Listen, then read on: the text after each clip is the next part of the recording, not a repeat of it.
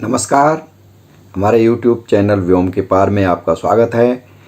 आज हम बात करते हैं लोक जीवन की, और लोक जीवन की जब बात चलती है तो घाघ को उठा लीजिए, घाघ की बात कर लीजिए। सारे लोक में, लोक साहित्य में, लोक जीवन में और पुराने समय के जो ग्राम्य सभ्यता थी उसमें आप अपने आप पहुंच जाते हैं।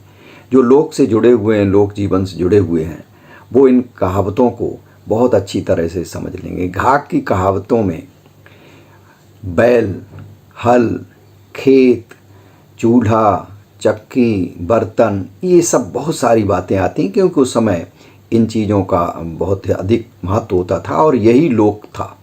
तो देखें, और इन कहावतों के माध्यम से वो बात बात में एक शिक्षा देते हैं, शिक्षित करते हैं। सबके व्यवहार कैसा है, कैसे चलना चाहिए, कैसे खेती करनी चाहिए, बैल कैसा हो, ये तमाम तरह की बातें इन कहावतों में आती हैं। तो जो लोग से जुड़े रहे हैं, गांव से जुड़े रहे हैं, उन्हें ये कहावतें बहुत अच्छी लगेंगी। और नई पीढ़ी इन कहावतों के माध्यम से इनको समझ करके पुराने समय के गांव, अपने दादा नाना नानी, दादा दादी के गांव को समझ सकेंगे। तो देखें, एक कहावत है घाघ की कि बैल चौकनो जोत में और चटकीली नार, बैल चौकनो जोत में और चटकीली नार, जे बैरी हैं जान के कुशल करे करतार।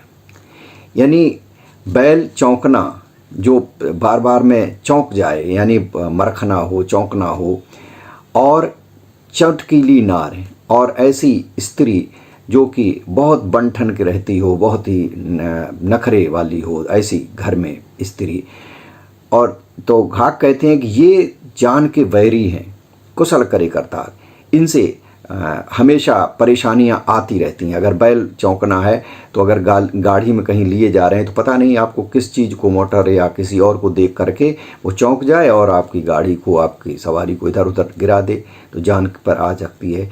चटकीली नार, यानी ये भी उन्होंने कहा है कि जो स्त्री बहुत नखरे वाली और तो तमाम तरह की परेशानियां, तमाम तरह की शिकायतें, उलाहने, ये सब आते रहते हैं। तो ये बैरी हैं जान के कुशल करे करतार, ये घाघ कहते हैं। एक और बैल से लेकर के घाघ ने कहावत कही है, वो देखें कि बैल बगौधा निर्घन जोय, बैल बगौधा निर्घन जोय, ताघर ओरहन कबहू न हो। यानी जिस घर में बैल बगौधा, बैल सीधा साधा हो, मरखना ना हो, चौंकना ना हो, क्योंकि पहले घरों में कोई घर ऐसा नहीं होता था, छोटा बड़ा, जिसके घर में बैल और हल नहीं होता था, वही एक जीविका का साधन होता था। आजकल हल और बैल लगभग नहीं है, ट्रैक्टर ने सब ले लिया है। तो उस समय की स्थितियों को देखें कि बैल बगौधा निर्घन जोय, ताघर ओरहन कबहू न होय। जिस घर में सीधा साधा बैल है और ऐसी स्त्री है जो कि किसी से कोई लड़ती झगड़ती नहीं है, बहुत सीधी है, किसी से कोई ज़्यादा उसकी समस्या नहीं होती है, ऐसी स्त्री हो। ताघर ओरहन कबहू न होय, उसके घर में किसी प्रकार का झगड़ा झंझट, यानी उलाहना, शिकायतें बाहर से नहीं आती हैं, ऐसा घर होता है। तो ये कहा। और इसी तरह की एक दूसरी, इसकी उलट एक कहावत भी घाघ ने कही है कि बैल मरकहा चमकल जोय, और ताघर ओरहन नित उठे होय। जिस घर में मरखना बैल हो, यानी मारने वाला हो, हर सिंह चलाता हो, और चौंकना हो, चमकल जोय, और स्त्री जो बहुत बनठन की रहती हो, बहुत ही नखरे वाली हो। बनठन का मतलब यहाँ नखरे वाली है, बात बात में मिजाज दिखाने वाली, चिढ़ने वाली, सबकी बातों को उल्टा सीधा लेने वाली, ऐसी स्त्री हो। बैल मरकहा चमकुल जोय, और ताघर ओरहन नित उठ होय। ऐसे घर में उलाहना, शिकायतें नित उठ, यानी सुबह होते होते आपको एक दो शिकायतों से वास्ता पड़ ही जाएगा कि कल हमारे बच्चे को बैल ने मार दिया, कल उसने ये कह दिया, आपकी पत्नी ने ये कह दिया। तो ये सब होता रहता है। तो ये सारी चीज़ें कह करके इन कहावतों में घाघ एक प्रकार से इनसे सतर्क रहने के लिए, या इस तरह के स्वभाव को सुधारने की दिशा में ये कहावतें बड़ी काम की कहावतें हैं।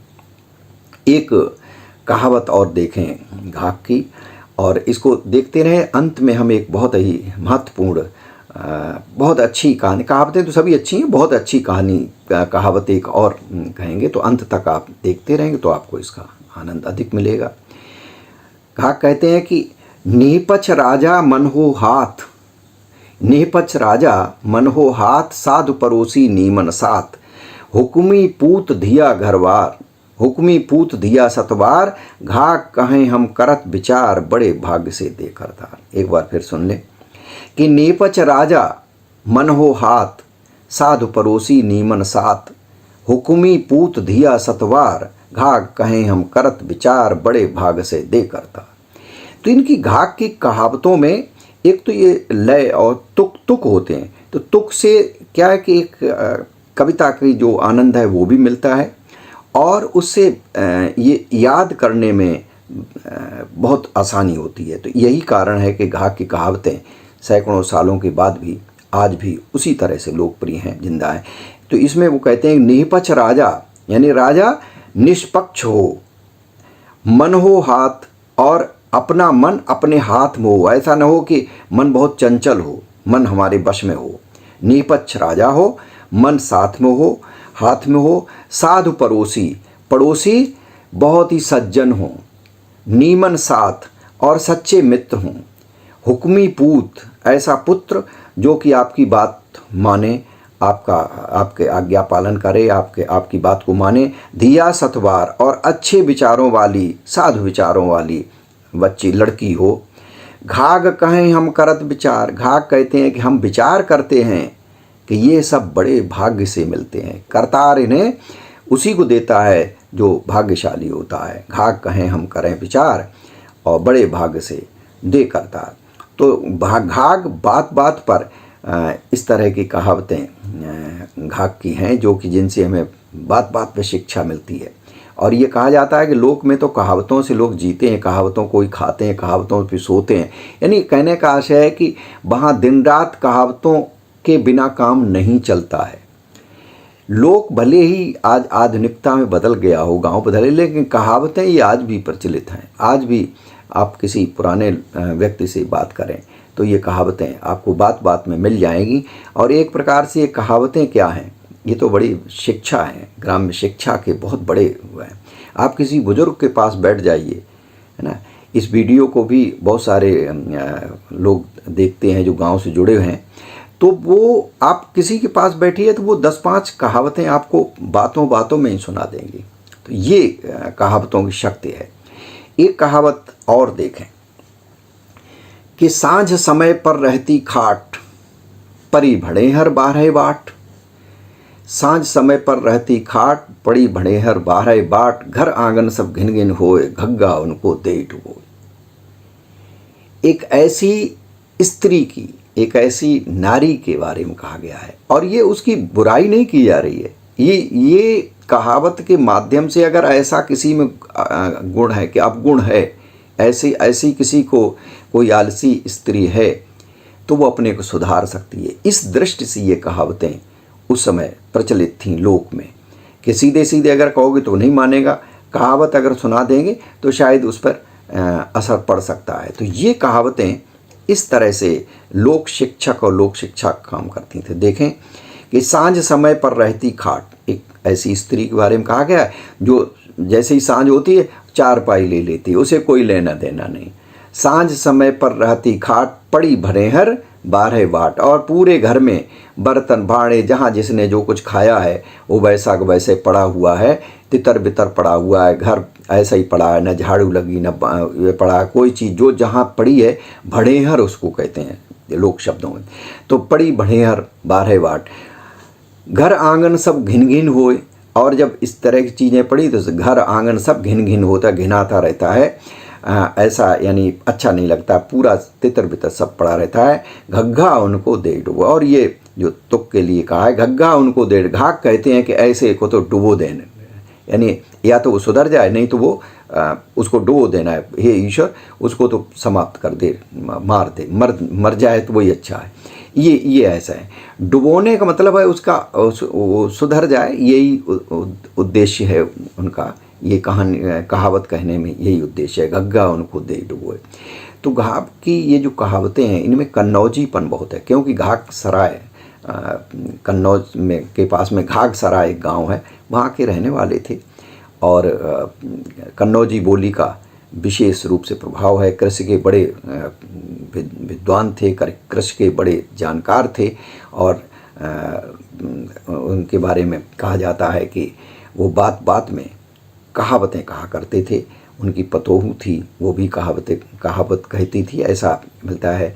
रामनरेश त्रिपाठी जी ने जो संग्रह किया है घाघ की कहावतों का, उसमें लिखा है कि घाघ सराय मीरा के पास रहने वाले एक अहीर थे, है ना। अहीर कृषक थे जो बड़े कृषि विशेषज्ञ थे, और कई लोग कहते हैं कि वो वहाँ के थे, यहाँ के थे, लेकिन उनकी भाषा से लगता है कि वो कन्नौज के पास घाघ सराय के ही थे। तो कन्नौजी का प्रभाव घाघ की कहावतों में पूरी तरह से मिलता है। और ये कहावतें एक जगह से जब दूसरी जगह जाती हैं तो उसका उस क्षेत्रीय बोली का भी प्रभाव पड़ता है। तो आज हमने ये जो घाघ की कहावतें आपके समक्ष प्रस्तुत की, कैसी लगी आपको कहावतें, और कौन सी कहावतें आप सुनना चाहते हैं तो वो भी आप टिप्पणी में लिखें। आज के लिए बस इतना ही। नमस्कार।